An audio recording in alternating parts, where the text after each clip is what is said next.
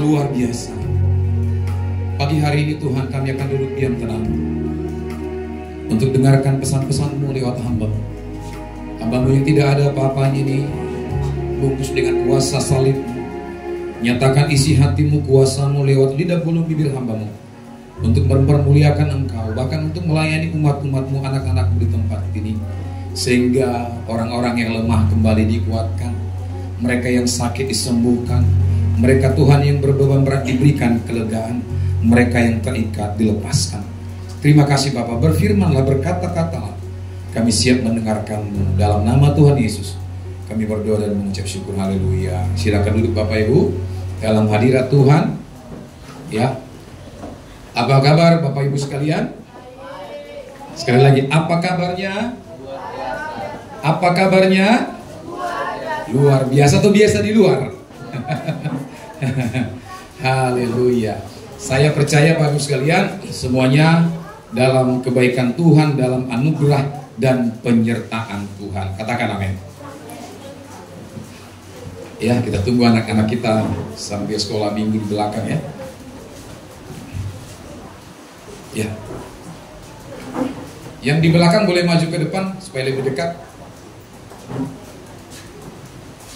Boleh maju Amang Inang yang di belakang supaya lebih dekat ke depan, bisa kita menyampaikan firman Tuhan ini dan kita sama-sama mendengarkan. Amin Bapak Ibu. Katakan kiri kanannya, engkau diberkati. Sekali lagi katakan, engkau diberkati. Engkau diberkati, engkau diberkati. Semuanya kita diberkati Tuhan. Baik Bapak Ibu Saudara, kita kembali dengan tema saat siang hari ini dalam minggu pertama di bulan Juli 2025. Judul khotbah hari ini adalah mentalitas tahan banting. Siapa di sini tahan banting? Ada yang tahan banting? Pecah semua? Ya kalau dihempaskan mungkin ada yang pecah dan lain sebagainya. Tetapi dalam hal iman percaya kita kepada Tuhan, kita harus menjadi murid-murid Tuhan, orang-orang Kristen yang harus tahan banting terhadap siapa? Itu dulu. Terhadap apa? Jadi bukan dibanting dengan pikiran kita, pas bukan. Tapi terhadap dunia ini, saya dan saudara harus tahan banting. Terhadap gelombang-gelombang pengajaran sesat, saudara dan saya harus tahan banting. Terhadap peperangan rohani, saudara dan saya harus tahan banting. Katakan tahan banting. Ya, supaya kita ini menjadi anak-anak Tuhan yang kuat, yang terus bertumbuh dan bertumbuh. Buka 2 Samuel pasal 23. Ini 4 ayat saja Bapak Ibu, kita bareng-bareng bacanya, ayat 8 sampai 12. Ini tentang pahlawan-pahlawan Raja Daud. Bagaimana para pahlawan-pahlawannya Daud ini mengalahkan ribuan, ratusan orang-orang musuh mereka, orang-orang Filistin, dengan pahlawan 3 orang yang gagah perkasa ini. Sama-sama kita baca ayat 8. 1, udah dapat semua? Yang kita? Ya kita baca di monitor saja ya. 1, 2, 3 ya. Inilah nama para pahlawan yang mengiringi siapa? Daud. Isyabel, orang Hakmoni, kepala triwira. Ia mengayunkan tombaknya melawan 800 orang yang tertikam mati dalam satu pertempuran. Ayat 9. Dan sesudah dia, Eleazar anak Dodo, anak seorang Ahohi, ia termasuk ketiga pahlawan itu. Ia ada bersama-sama Daud ketika mereka mengolok-olok orang Filistin yang telah berkumpul di sana untuk berperang. Padahal orang-orang Israel telah mengundurkan diri. 10. Tetapi ia bangkit dan membunuh demikian banyak orang Filistin sampai tangannya lesu dan tinggal melekat pada pedangnya. Tuhan memberikan pada hari itu kemenangan yang besar. Rakyat datang kembali mengikuti dia hanya untuk merampas. Ayat 11 bersama-sama. Sesudah sama anak Age, orang Harari, ketika orang Filistin berkumpul di Lehi, di sana ada sebidang tanah, ladang penuh kacang merah, dan tentara telah melarikan diri dari hadapan orang Filistin. Terakhir sama-sama. Maka berdirilah ia di tengah-tengah ladang itu, ia dapat mempertahankannya dan memukul kalah orang Filistin. Demikianlah diberikan Tuhan kemenangan yang besar. Berikutnya tadi pahlawan-pahlawan Daud. Bukan karena hari ini hari pahlawan, masih lama di bulan November ya. Tapi ada yang akan Tuhan sampaikan kepada kita ya, bahwa hari-hari ini kalau kita tidak menjadi atau tidak memiliki karakter Ya, seorang pahlawan gak bisa kita tahan banting. Kenapa saya katakan begitu? Saya nggak tentara, saya bukan aparat, saya bukan polisi ya. Tetapi saya pernah mengalami latihan-latihan yang diberikan oleh tentara kepada saya. Ya, karena saya pernah paskibra 2 kali, Bapak Ibu waktu SMA, dan saya dididik seperti seorang militer yang tidak boleh telat, yang harus tegap, yang harus siap diperintah sesaat saja, dan tidak boleh, tadi dikatakan oleh apa? Menye. Ya, saat dipanggil siap, terus siap. Tidak ada kata-kata yang lain. Disuruh pesan harus mau, lari, ya, langkah tegap dan dibakar di panas hari, menghormat bendera ketika kami salah. Dan saya pernah dikopel, dan itu sakit benar, Bapak Ibu. Ya, jadi dididik dengan keras para tentara itu, para prajurit itu untuk bisa mereka, Bapak Ibu sekalian, ketika menghadapi perang musuh, bahkan bergerilya di tengah hutan, ketika gunung-gunung, lembah-lembah, gurun pasir dan lain sebagainya. Mereka didik, amin. Mereka diajar, mereka dipersiapkan sedemikian rupa untuk bisa menjadi pahlawan-pahlawan dalam hal kerohanian, adalah pahlawan iman. Amin, Bapak Ibu. Kembali kepada slide yang pertama, kita cepat saja saudaraku, dikatakan di sini di tengah zaman penuh tantangan, ya, Tuhan membangkitkan pribadi-pribadi berani berdiri teguh demi kebenaran dan kesetiaan. Ya, jadi saya dan saudara harus berani berdiri teguh demi kebenaran dan kesetiaan. Ya, jangan ada jadi penakut di sini. Ya, Tuhan tidak pernah berikan kita roh takut, tapi roh keberanian untuk menyatakan kebenaran dan kesetiaan. Dimanapun saja kita berada, harus. Ya, risiko tetap ada.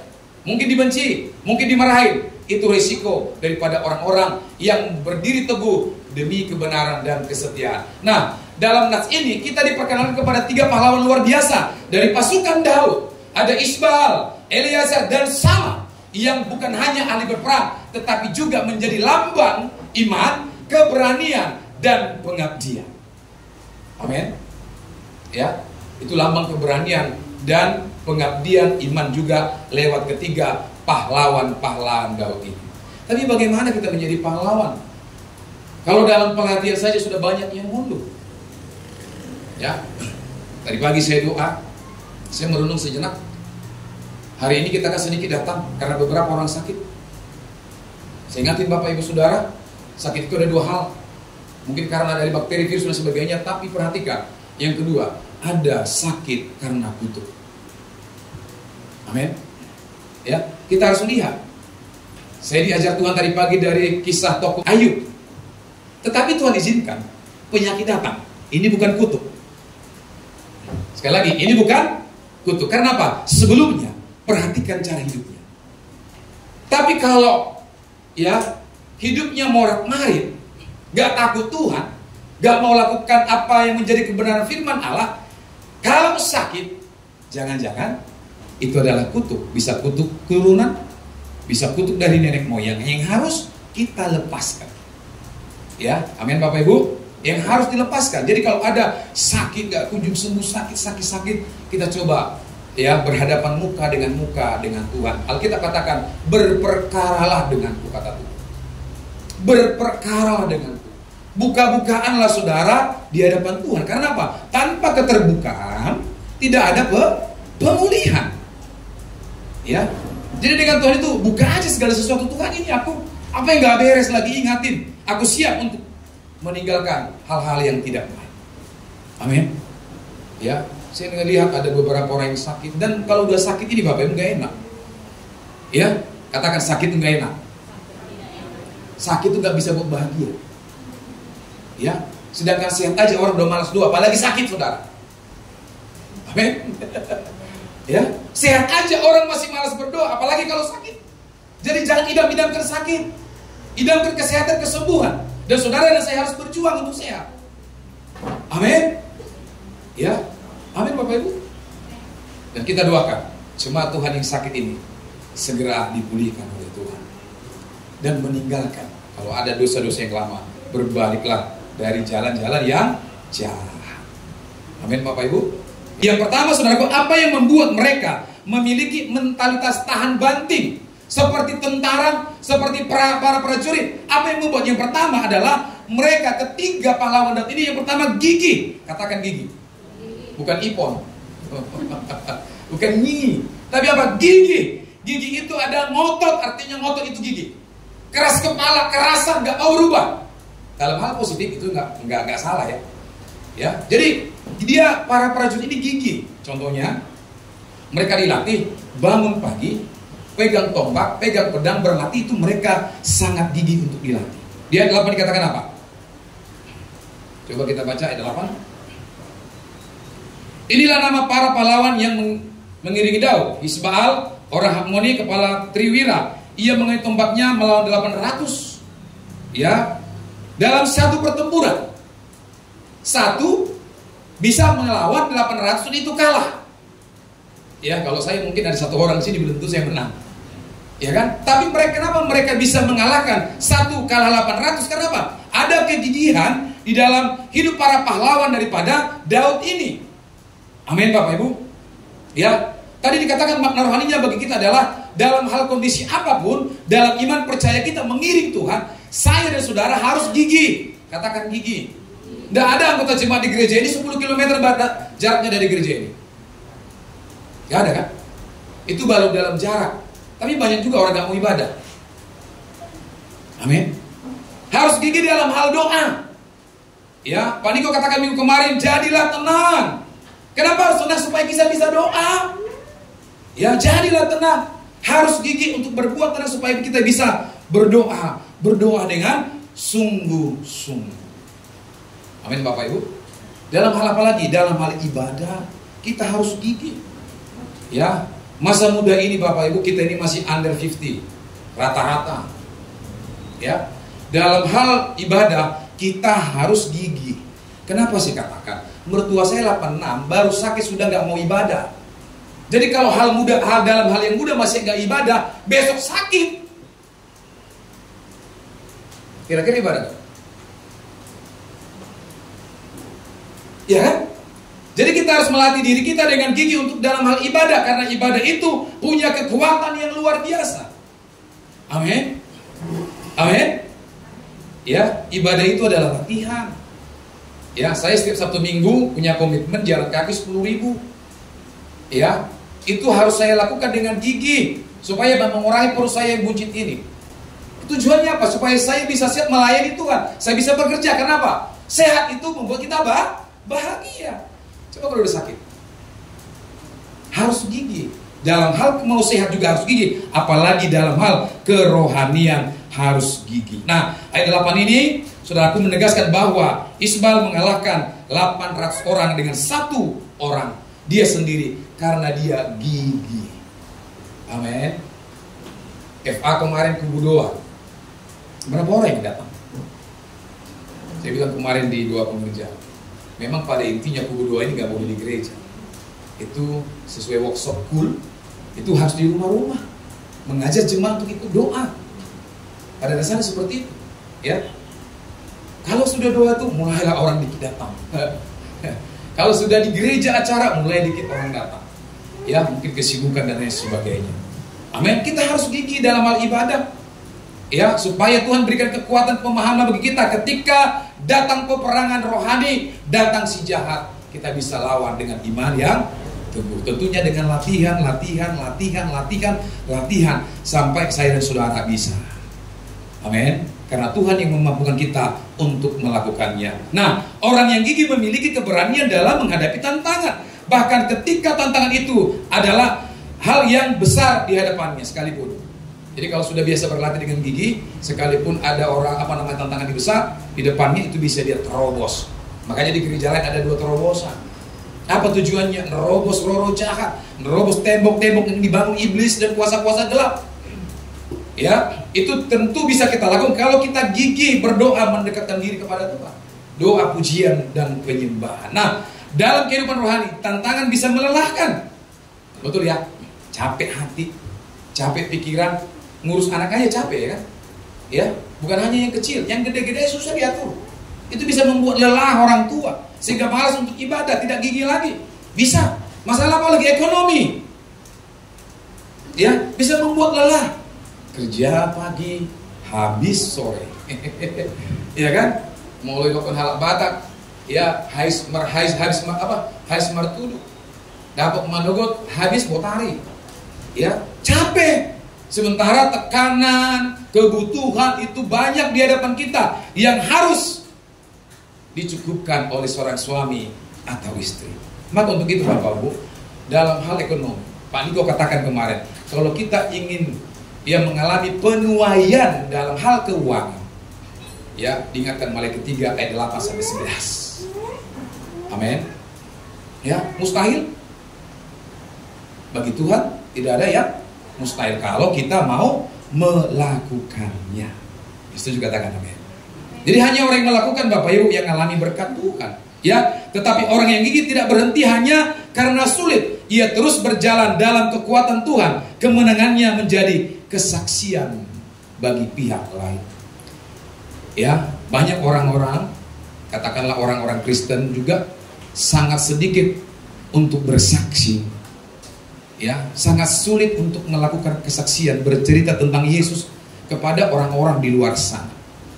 Ya, apa menjadi penyebab? Memang banyak hal.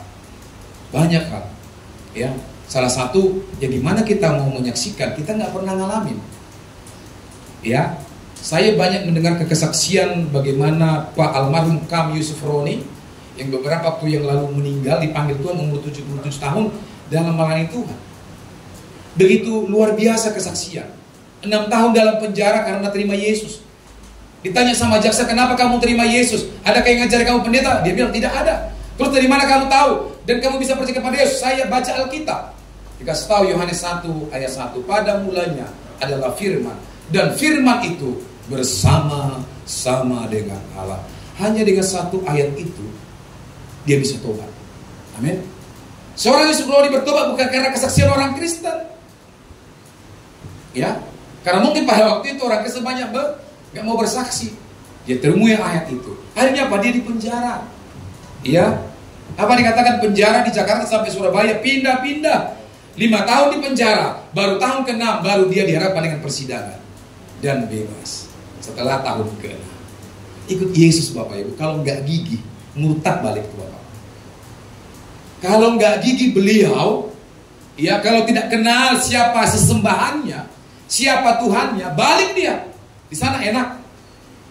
Tetapi dia pegang dengan kuat-kuat. Dan kemarin saya lihat Ibu kami Yusuf Roni menutup peti. Dia hanya tersenyum ke arah surga. Bahwa ada kemuliaan. Ada malaikat yang buka pintu luas-luas, lebar-lebar untuk kembalinya sang penginjil, sang pendeta yang luar biasa. Sampai umur 77 tahun. Dari tidak kenal Yesus menjadi kenal Yesus. Amin. Itu karena kegigihan. Ya. Kemudian diperhadapkan dengan hakim. Saya baca ayat Yohanes 1 ayat 1 tapi gak buat saya Kristen. Hikmat Tuhan turun. Ya, sama-sama kita baca ayat tersebut, Pak Hakim. Bedanya hanya 2, hanya 1. Saya dipilih, Anda gak dipilih. Jadi pastikan saya dan saudara terpilih. Yang terpanggil banyak. Jadi Kristen KTP banyak. Tapi yang terpilih itu belum tentu. Dibuktikan dari tantangan, pergumulan, kegigihan kita mengikuti Tuhan. Harus tahan banting. Amin.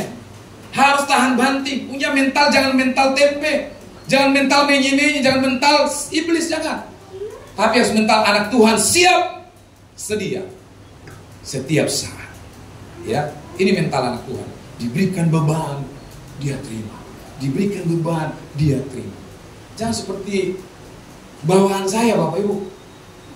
Kerja admin ditambahin 2-3 pekerjaan, selalu stres lihat kerjaan. Ya, orientasinya money, bukan ilmu. Saya bilang you masih muda, sarjana lagi. Kalau begini ditambahkan pekerjaan, yang duduk di AC lengkap dengan PC, Core i5, ya kan, lengkap semuanya. Coba dengan pekerjaan yang seperti orang lain di luar sana panas-panas, dia nggak terima, nggak tahan banting. Terakhir Bapak Ibu saya pindahin start 1 Juli. Orang-orang yang tidak tahan banting gak akan menikmati hasil dan berkah. Benar apa benar? Jadi kalau kita tahan banting, gigih saudaraku, punya mental anak Tuhan, apapun resikonya, mau hujan kek, mau nggak hujan kek, dia tetap datang ibadah. Ya, mau ada masalah kek, mau dikasih suami uang gaji, dia tetap doa. Mau istrinya merepet, mau istrinya marah-marah, dia tetap doa kalau dia suami yang gigih, yang punya mental tahan banting. Amin. Hari-hari Tuhan butuhkan orang-orang seperti pahlawan Daud ini. Ya, supaya kita bisa menikmati hidangan-hidangan yang Tuhan sediakan di hadapan para lawan kita. Amin Bapak Ibu. Ya. Katakan kiri kanan, engkau harus gigih. Harus gigih. Ya, saya juga banyak masalah Bapak Ibu. Tapi nggak perlu saya ceritakan kepada saudara. Cukup aku dengan Tuhan, istriku nggak perlu. Ya, nggak perlu. Saya hanya berhadapan dengan Tuhan, masalahku ini. Beban ini saya nggak pernah sampaikan kepada saudara. Halo? Apakah setiap minggu saya nggak ibadah? Saya tidak duduk di situ ya minggu. Sabtu minggu ada saya di sini. Ya, apakah saya murung kepada saudara? Saya tetap senyum. Amin. Ya, kita harus menjadi jemaat Tuhan, anak Tuhan yang gigih, seperti para pahlawan. Kalau saya sudah lemah, ketika iblis datang nyerang, habislah saya, babak belur lah saya. Dia bawa tank, ya saya punya ada tank, tapi saya nggak bisa pakai karena lemas, moodnya nggak bagus. Iblis nyerang, habislah kita. Ya, amin Bapak Ibu. Nah yang kedua, kenapa para pahlawan Daud ini bisa memiliki mentalitas tak banting? Yang kedua adalah para pahlawan ini, mereka belajar untuk tunduk dan taat. Ayat 9 dan 10 mengisahkan bahwa para pahlawan ini selalu ikuti instruksi daripada raja. Ya, akibatnya apa? Mereka kalahkan musuh-musuhnya para Filistin. Ya, Filistin pada waktu itu dengan sekarang beda ya. Jangan sama-samain ya. Ya, bukan Palestina sekarang. Beda. Saya nggak bicara sejarah hari ini karena kita akan panjang kalau bicara sejarah. Ya, ini tentang kerohanian saja. Ya, mereka taat dan tunduk kepada Raja Daud. Eliezer tidak meninggalkan Daud ketika yang lain mungkin telah melarikan diri. Ia memilih taat dan setia, berdiri bersama pemimpinnya dalam menghadapi musuh. Amin. Kita harus belajar untuk taat dan tunduk. Ini berat Bapak Ibu. Saya sendiri ngalamin berat. Untuk tunduk ini tidak gampang. Ya, dalam hal rumah tangga, firman Tuhan katakan, hai suami istri, tunduklah kepada suami. Gak gampang seorang istri tunduk kalau bukan di dalam Tuhan kepada suami. Apalagi kalau istri, mohon maaf, seperti saya dan istri punya penghasilan, itu gak gampang. Ya, itu gak gampang. Yang saya syukuri, saya dan istri punya penghasilan, kami di dalam Tuhan. Kadang ego itu bisa naik, bagi sebagai suami, bisa juga bagi istri. Kalau gak kutopang rumah tangga ini, contohnya katanya begitu, habislah gajimu itu. Ya kan? Saya kira dan saya rasa semua teman-teman di sini juga ada keluarga yang istri juga membantu suami. Makanya untuk tinggal di dalam Tuhan ini sangat penting sekali. Amin. Sangat perlu sekali supaya kita mendapat pengajaran yang sehat dan taat, yang diberkati oleh Tuhan. Amin Bapak Ibu. Ya, sangat berat. Orang berpuasa aja disuruh berat. Orang kasih persembahan saja itu disuruh berat Bapak Ibu. Berat. Jadi kita hanya harus punya konsep pemikiran seperti Allah berpikir, supaya yang tadinya itu susah, ya kita bisa melakukannya. Amin. Beberapa waktu yang lalu jemaat kita Pak Petrus keselip dari well loader, jatuh sehingga kakinya ini dipen. Ya.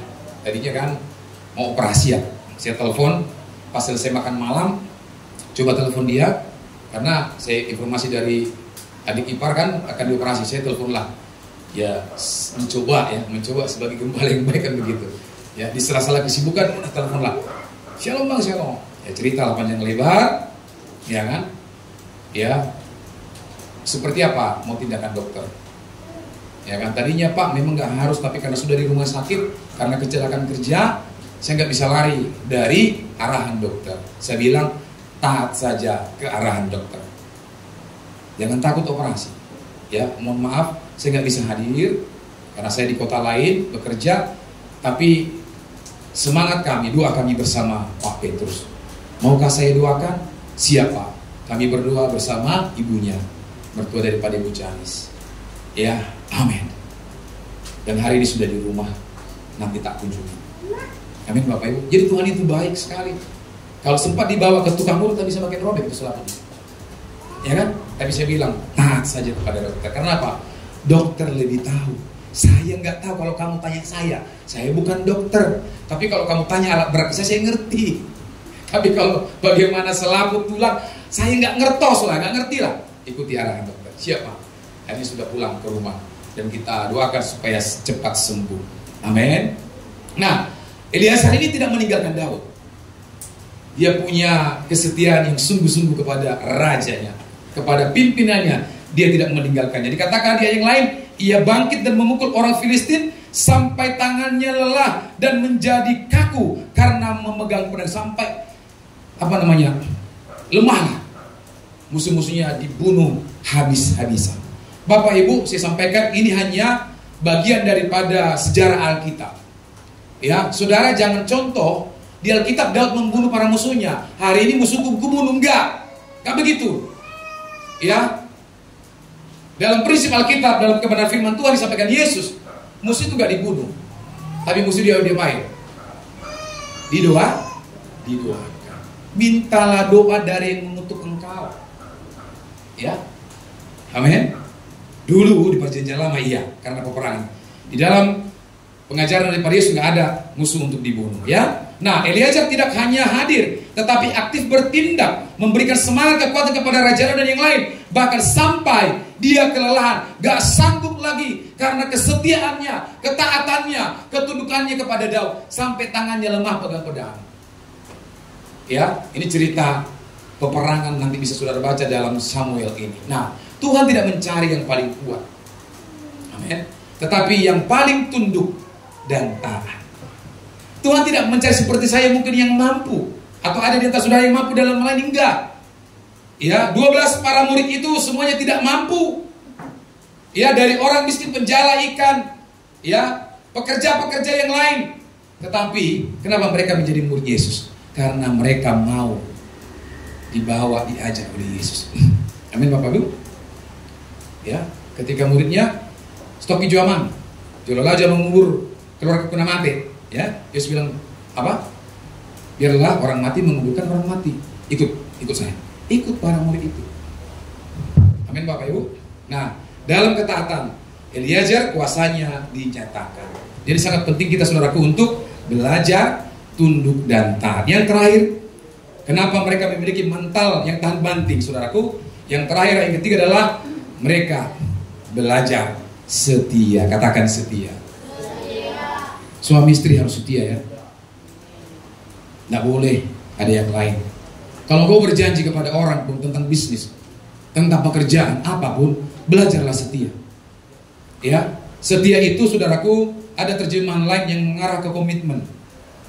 Ya, bukan hanya komitmen tapi konsistensi. Ya, saya dan saudara dalam hidup yang mengiringi Yesus harus konsisten, harus setia, tidak boleh mendua. Katakan mendua. Dulu ada film dari Meksiko waktu saya SMP. Dos mujeres utang mio, mendua hati. Siapa yang masih ingat itu? Masih ada dulu. Jangan, nggak boleh mendua hati saudara. Ya, amin.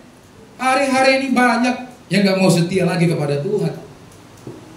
Ya, karena pengaruh dunia yang jahat ini. Sebenarnya kita nggak boleh salahin dunia.